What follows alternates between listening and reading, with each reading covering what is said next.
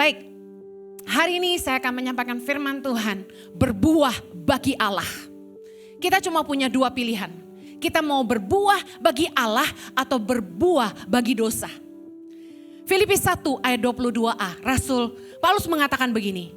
Tetapi jika aku harus hidup di dunia ini, itu berarti bagiku bekerja memberi buah. Katakan bekerja memberi buah. Bagi Rasul Paulus, hidup sama dengan bekerja memberi buah. Artinya hidup bukan sama dengan jadi kaya. Kita ngajarin anak kita dari kecil. Ayo sekolah pinter-pinter supaya besok jadi apa? Jadi orang. Jadi orang itu artinya apa? Jadi kaya. Padahal Rasul Paulus berkata, jika aku harus hidup di dunia ini, itu berarti bagiku bekerja memberi buah. Tahukah Anda bahwa setiap kita dipercayakan sama Tuhan pekerjaan? Baca sama-sama Yohanes 17 ayat yang keempat. Yesus berkata begini, sama-sama baca.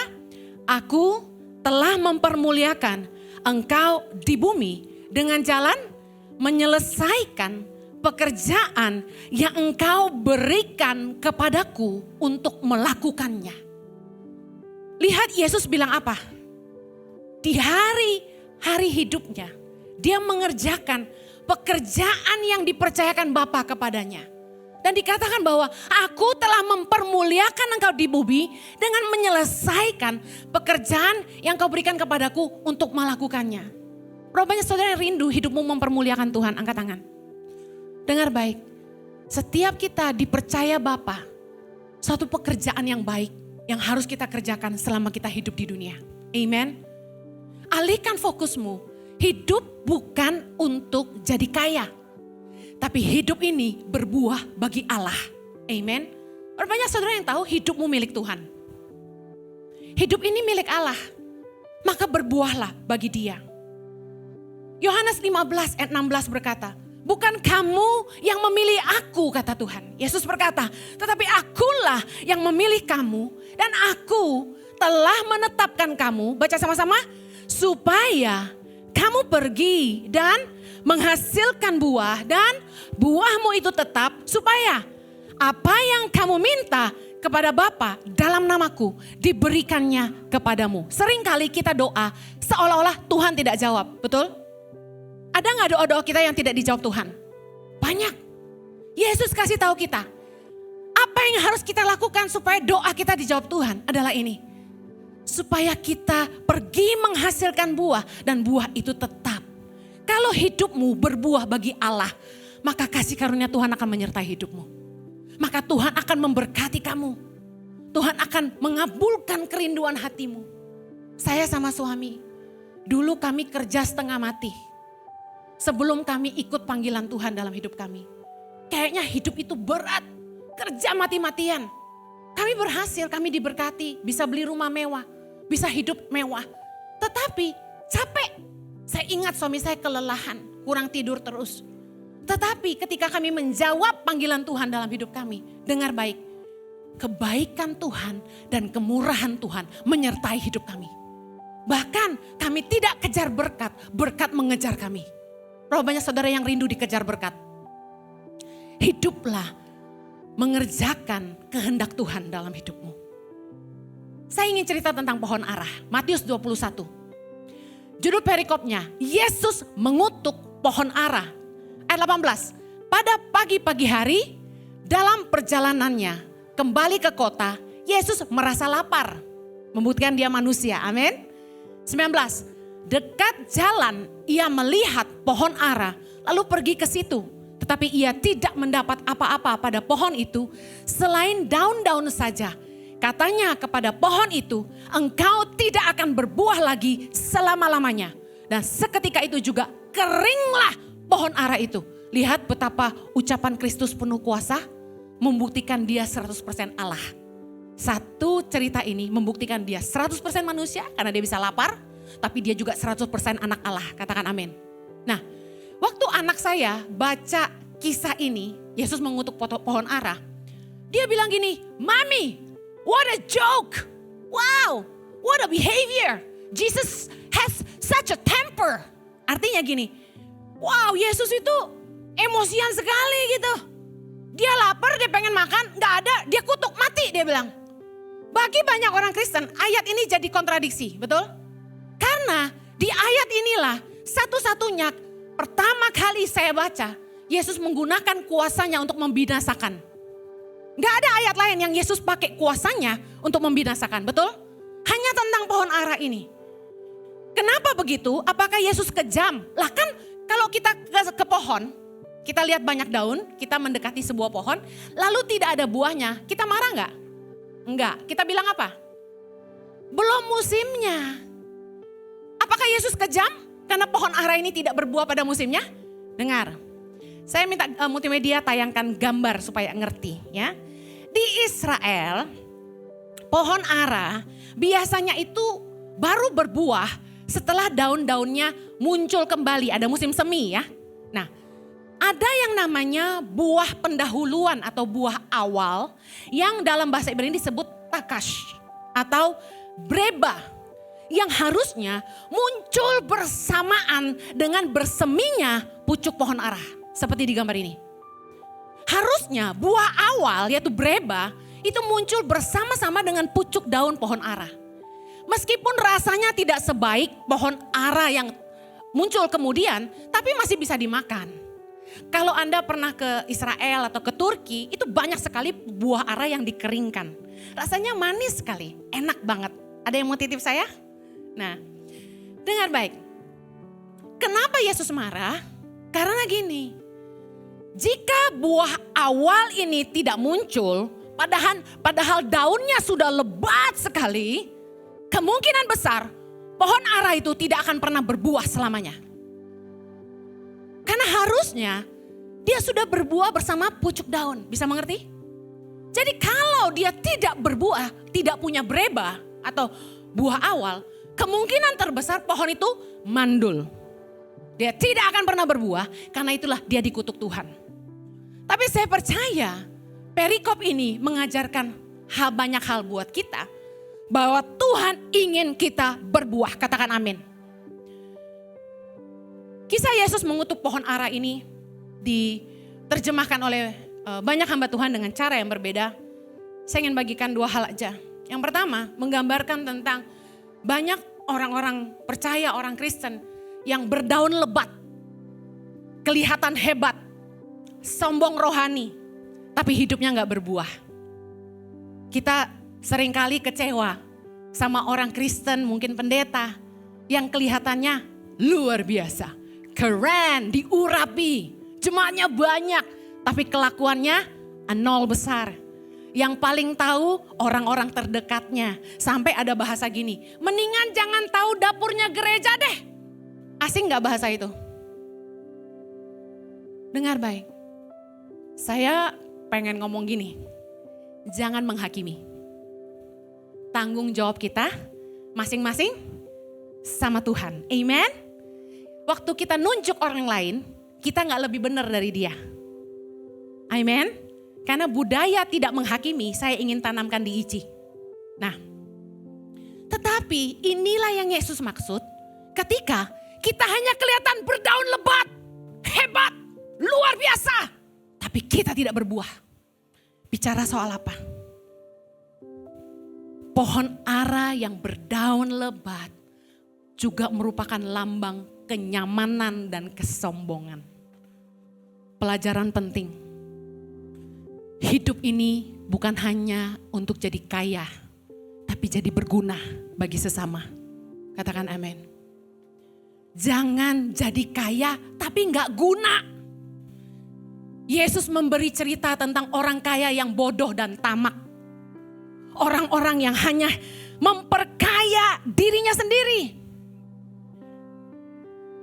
Bicara soal apa? Percuma kita diberkati kalau kita gak jadi berkat. Karena kekayaan adalah kepercayaan dari Tuhan. Katakan sama-sama, kekayaan adalah kepercayaan dari Tuhan. Matius 19 ayat 23 bukan ayat yang menyenangkan, tapi kita harus baca. Yesus berkata kepada murid-muridnya, "Aku berkata kepadamu, sesungguhnya sukar sekali bagi orang kaya untuk masuk ke dalam kerajaan sorga. Kalau baca ayat ini kita takut jadi kaya, betul nggak? Tapi sebenarnya bukankah kekayaan juga karunia Allah? Mari kita belajar. Pengkhotbah 5 ayat 18 berkata gini. Setiap orang yang dikaruniai Allah kekayaan dan harta benda dan kuasa untuk menikmatinya, untuk menerima bagiannya dan untuk bersuka cita dalam jerih payahnya, juga itu pun karunia Allah. Bukankah kekayaan karunia Allah? Bahkan kuasa untuk menikmatinya adalah karunia Allah. Amen. Lalu apa yang salah kalau saya pengen kaya? Katakan. Anda pengen kaya, apa yang salah? Kita mesti ngerti ini. With great trust comes great responsibility. Dengan kepercayaan yang besar diikuti dengan tanggung jawab yang besar. Lukas 12 ayat 48b berkata gini. Setiap orang yang kepadanya banyak diberi, daripadanya akan banyak dituntut. Dan kepada siapa yang banyak dipercayakan, daripadanya akan lebih banyak lagi dituntut. Nggak mungkin seorang manajer gajinya lebih kecil daripada OB. Betul? Nggak mungkin seorang direktur gajinya lebih kecil daripada supervisor. Membuktikan berkat yang besar diikuti dengan tanggung jawab yang besar. Kalau Anda dipercaya harta, berarti Tuhan mempercayai kita dengan kepercayaan yang besar. Ada yang dititipkan Tuhan, ingat, supaya hidup kita berbuah, kita harus mengerjakan pekerjaan yang Tuhan percayakan dalam hidup kita. Ada buah yang harus kita lakukan. Apa itu? Tanggung jawab untuk orang-orang yang ingin kaya. Dengar, 1 Timotius 6 ayat 17 sampai 19. Anda ingin kaya, angkat tangan. Tuhan, malaikat foto 2023 yang angkat tangan kaya beneran. Angkat tangan yang pengen kaya. Wuhu. Jangan muna. Saya pengen gini, hati dan mulut sama. Amen. Itu tulus. Apa yang di hati itu yang di mulut. Pengen kaya enggak? Yang mau kaya katakan amin. Kalau mau kaya harus bisa dipercaya. Katakan kalau mau kaya harus bisa dipercaya. Apa tanggung jawab orang kaya? Tahu enggak? Baca sama-sama. 1 Timotius 6 ayat 17 sampai 19. Peringatkanlah kepada orang-orang kaya di dunia ini agar mereka jangan tinggi hati dan jangan berharap pada sesuatu yang tak tentu seperti kekayaan, melainkan pada Allah yang dalam kekayaannya memberikan kepada kita segala sesuatu untuk dinikmati. Ayat 18, peringatkanlah agar mereka itu berbuat baik, menjadi kaya dalam kebajikan, suka memberi dan membagi. Dan dengan demikian mengumpulkan suatu harta sebagai dasar yang baik bagi dirinya di waktu yang akan datang untuk mencapai hidup yang sebenarnya. Tanggung jawab orang kaya apa? Berbagi dengan sesama. Kalau Anda diberkati, Anda harus mengerti Anda punya kepercayaan dari Tuhan untuk jadi berkat. Katakan amin. Apapun yang Anda ambil untuk diri Anda sendiri, hanya Anda bisa nikmati di dunia ini. Tapi apa saja yang Anda tabur selama Anda hidup di dunia ini, yang akan mengikuti Anda sampai ke sorga nanti. Yang percaya katakan amin. Ada sebuah kisah waktu saya ke Turki kemarin, 2 minggu lalu. Begitu kami landing di kota, apa sayang kota pertama itu? Adana. Kami landing di Adana untuk pertama kalinya saya ke Adana. Mengunjungi gereja dan rumah Rasul Paulus. Nah, di perjalanan kami di bus, kanan kiri banyak pohon jeruk. Seneng ya lihat pohon jeruk ya. Buahnya orange keren gitu. Wow, banyak banget. Satu pohon rimbun, buahnya lebih rimbun. Greget deh. Sampai kita tanya gini, excuse me, can we take it if we see it? Boleh gak kita ambil kalau kita pas lewat gitu? Ternyata di Turki ada satu hukum, boleh mengambil satu untuk kepuasan mata. Keren ya? Hei, bukan nyolong loh.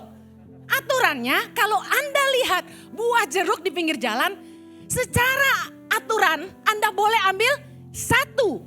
Satu orang, satu untuk kepuasan mata. Wih, keren. Tapi buah kedua itu curi. Ya. Nah, kalau di sini jangan coba-coba.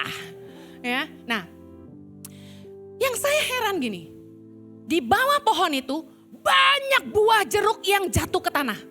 Saya tanya, sayang amat gak ada yang ambil.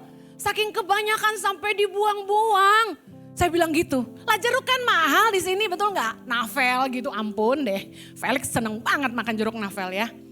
Saya bilang, kok gak ada yang petik? Saya bilang, what a shame. Tahu gak tour guide-nya bilang apa? Ibu, buah jeruk tuh macam-macam. Ada yang kelihatannya kayak sunkist, yang manis bisa dimakan.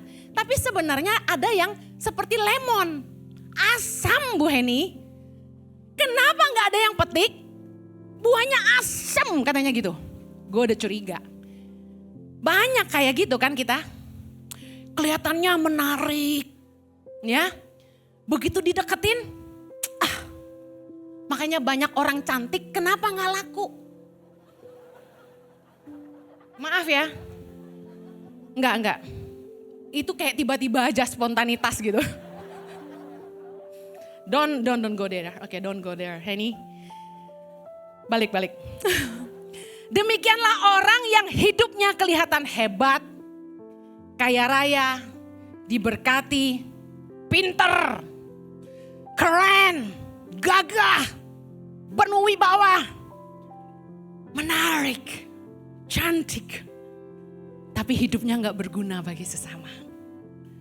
Kelihatannya berdaun dan berbuah lebat. Tapi waktu dipetik buahnya asam. Gak bisa dinikmatin sama orang-orang sekitarnya. Kenapa beberapa orang kelihatannya dia baik. Tapi orang gak mau dekat sama dia. Karena begitu dekat baru tahu. Mulutnya pahit. Well, kelihatannya saja indah tapi hidupnya gak berguna. Kelihatannya saja menarik tapi buah hidupnya tidak baik. Awalnya pasti ada orang-orang yang wow keren dideketin. Sekali petik langsung menyingkir. Mari periksa hidup kita hari ini. Apakah hidup kita sudah berbuah? Kalau Anda bekerja, buah itu bicara apa? Apakah hidupmu jadi berkat di tempat Anda bekerja? Apakah omset perusahaanmu naik gara-gara kamu? Atau Anda malah tukang bikin gosip di perusahaanmu? Apakah dengan kehadiranmu di perusahaanmu, atasanmu hidupnya makin tenang, makin santai? Kenapa? Karena dia bisa mempercayai kamu. Atau gara-gara Anda di situ, dia malah tambah stres. Karena Anda tidak bisa diatur. Apakah dengan keberadaan Anda di keluargamu, anak-anakmu happy, bertumbuh secara rohani, istrimu makin kinclong dan cantik, suamimu makin seksi dan ganteng, atau keberadaanmu berisik, suka teriak-teriak, marah-marah, pagi-pagi udah ngoceh-ngoceh, mau tidur ngoceh-ngoceh, mau buat hidup hilang damai sejahtera. Keluargamu lebih bahagia kalau kamu gak di rumah. Apakah dengan keberadaanmu di tengah-tengah gerejamu membuat gerejamu bertumbuh? Kamu menangin jiwa terus. Dan keluargamu ikut ke gereja itu karena lihat hidupmu jadi berkat. Bukan cuma rajin pelayanan, tapi jadi kesaksian. Amen. Apakah karena kamu banyak jiwa-jiwa bertumbuh, semakin mengenal Tuhan, semakin hidup takut akan Tuhan? Apakah malah ada perpecahan di situ? Mari periksa buah hidup kita. 2022, apa buahnya kita? Dengar baik. Saya sedih waktu dengar office girl, cleaner di gereja ICI cerita. Gak apa-apa ya, saya ingin Anda berubah. Amin. Tiap minggu mereka harus kerja ekstra keras. Tenaga cleaner 4 sampai gak cukup. Kami harus panggil orang luar untuk bersihin lagi. Saking kotornya. Setiap minggu toilet penuh tisu di lantai. Maaf, toilet perempuan. Mereka bilang tiap minggu kami pegang darah. Di lantai darah banyak sekali. Maaf, buang pembalut sembarangan. Tisu dicemplungin ke kloset. Udah tahu bikin toilet di mall mahalnya setengah mati. Cleaner bilang semalam, lain kali jangan makan bakso lagi. Tahu gak, saya yang suruh datengin bakso. Karena bakso itu enak sekali. Tapi semalam kuahnya tumpah di mana-mana. Saya sampai bantuin cleaner ikut bersih-bersih. Habis khotbah, saya gulung jaket saya angkat itu kardus basah, saya tenteng buang ke tong sampah. Saya ingin kita lihat buah hidup kita. Kalau kita buahnya baik, orang di sekitar kita akan mengikut mencicipinya, betul gak? Mereka akan bilang gini, wow, jemaat ICI dengerin khotbah Ibu Heni tentang jangan aji mumpung. Wow, keren, semua melakukan. Anda lebih prefer ICI punya toilet di dalam atau di mall? Di dalam dong. Kebayang kebelet mesti turun eskalator nunggu lift super lama. Pak Jojo ini sayang Anda. Dia ngotot meskipun bayarnya mahal sekali, dia bilang harus ada toilet di ICI. Tapi saya pengen kita jadi berkat buat cleaner-cleaner yang beragama Muslim. Ada yang agama Kristen juga. Saya sedih waktu mereka dengar lakukan cerita ini. Saya pikir gini, oh berarti khotbah saya gak dilakukan. Padahal saya sering khotbah tentang toilet dari dulu. Kalau orang itu tidak mementingkan diri sendiri, dia pakai toilet tuh dia mikir habis saya ada orang lain. Kalau tisu itu gak sengaja kecemplung ya udahlah. Kalau Anda pipis maaf, berecetan, dilap apa susahnya? Jangan tinggalkan bekas. Uap baunya masih tinggal, sisanya pun nempel. Parah. Yuk sayangi sesama. Mau jadi berkat gak? Katakan sama kanan kirimu, ayo jadi berkat yuk mulai tahun 2023. Saya berdoa toilet mulai lebih bersih tahun ini. Haleluya. Jangan buang sampah sembarangan. Amen. Haleluya. Aduh, saya itu sayang sama orang-orang lemah. Jadi saya perhatikan betul office boy, cleaner di sini. Semalam mereka kerja sampai 1:30 jam 2 pagi. Saya temani, saya bantuin. Saya bantu ngorekin sampah. Karena Moy akan denda kita satu penemuan 500.000 kalau kita buang plastik bersama dengan sampah yang lain. Tisu dan botol plastik gak boleh digabung. Kalau sampai mereka ketemu satu item 500.000 kami didenda. Tolong kami ya. Yang mau jadi berkat katakan amin. Saya akhiri. Kok cepet banget sih? Rasanya gue baru khotbah udah habis aja. Matius 7 ayat 20 berkata gini. 17 dulu. Demikianlah setiap pohon yang baik menghasilkan buah yang baik. Sedangkan pohon yang tidak baik menghasilkan buah yang tidak baik. Ayat 20. Jadi dari buahnya lah kamu akan mengenal mereka. Anda gak bisa bilang gini, jangan menghakimi saya. Orang hanya bisa mengenal kamu dari buahmu. Apa tandanya hidup kita berbuah yang baik? Ini tandanya. Pohon yang berbuah manis pasti sering dilemparin batu.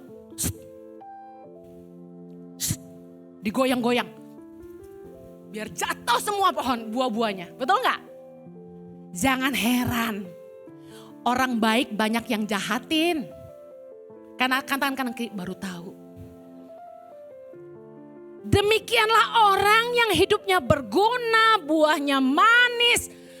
Pasti disukai banyak orang, tapi juga dibenci banyak orang. Ada haters, orang-orang yang iri hati. Tapi saya ingin mengencourage saudara. Bersyukurlah kalau orang memanfaatkan kita. Karena itu tandanya hidup kita bermanfaat. Amen. Karena hanya orang yang hidupnya bermanfaat yang bisa dimanfaatkan. Tapi jangan jadi orang baik tapi bodoh. Bijaksanalah. Tahun 2023. Pak Jojo tadi khotbah ibadah pertama sangat baik. Atur baik-baik prioritasmu. Karena prioritasmu menentukan keputusanmu. Orang akan berusaha mengorbankan apapun demi mencapai prioritasnya. Prioritas kita yang pertama Tuhan. Prioritas kita yang kedua itu keluarga. Yang ketiga itu pekerjaan atau sekolah. Yang keempat baru pelayanan. Yang kelima baru komunitas dan masyarakat. Dengar baik, jangan kebalik. Apa bedanya Tuhan dan pelayanan? Tuhan artinya gini, di setiap waktu. Yesus hanya kau yang ku andalkan, melebihi. Andalkan Tuhan dalam hidupmu. Itu Tuhan nomor satu. Setia lakukan firman Tuhan, itu Tuhan nomor satu. Lebih daripada uang, lebih daripada harta, lebih daripada wewek gombel, cowok ganteng. Tuhan lebih dari segalanya. Pertahankan iman, amin.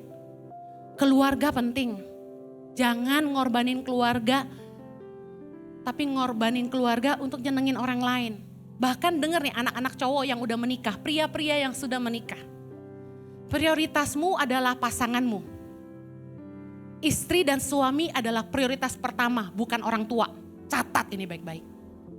Banyak pernikahan yang baru mulai menikah sebulan cerai. Gara-gara mami's boy. Orang tua terlalu ikut campur, terlalu ikut kontrol. Terlalu mau anaknya ke rumahnya terus. Gak mau ngerti anak mesti atur prioritas sama istri. Senin sampai Sabtu udah kerja. Cuma punya one day for the family. Choose. Mami atau istri. Boleh sayang mama papa, harus wajib hormati orang tua. Tapi harus ngerti prioritas. Kunjungi orang tua sama-sama bergantian. Dari pihak laki-laki 2 minggu sekali. Dari pihak perempuan 2 minggu sekali. Adil. Jangan berat kanan kiri. Ada yang merasa kehilangan anaknya gara-gara sejak nikah ikut istrinya atau ikut suaminya. Itu juga gak baik. Tapi prioritasmu adalah suami atau istrimu dan kedua anak-anakmu. Jangan di rumah makanan gak cukup bagi-bagi duit ke tetangga. Jadi gembel loh. Amen. Anak gak bisa sekolah nolongin keponakan. Udah salah prioritas. Jangan sampai hidup prioritas kita salah. Pak Jojo khotbah lagi tadi, fokus yang kedua tahun 2023. Ini pesan gembala keren harus disampaikan. Rubah cara berpikir kita. The way of thinking. Roma 12 ayat 2. Pastikan kita memikirkan apa yang jadi kehendak Allah. Apa yang berkenan kepada Allah. Apa yang baik dan apa yang sempurna. Karena cara berpikir kita menentukan sikap tindakan kita dan keputusan kita. Orang bikin dosa kata Pak Jojo. Bukan serta-merta sekonyong-konyong tiba-tiba spontanitas. Tapi orang bikin dosa itu sudah ada di alam bawah sadarnya. Dia udah pikirin dulu sebelumnya, dia udah rencanain. Hati-hati dengan pemikiranmu. Your battle is in your mind. Berpikir yang benar karena kata firman Tuhan.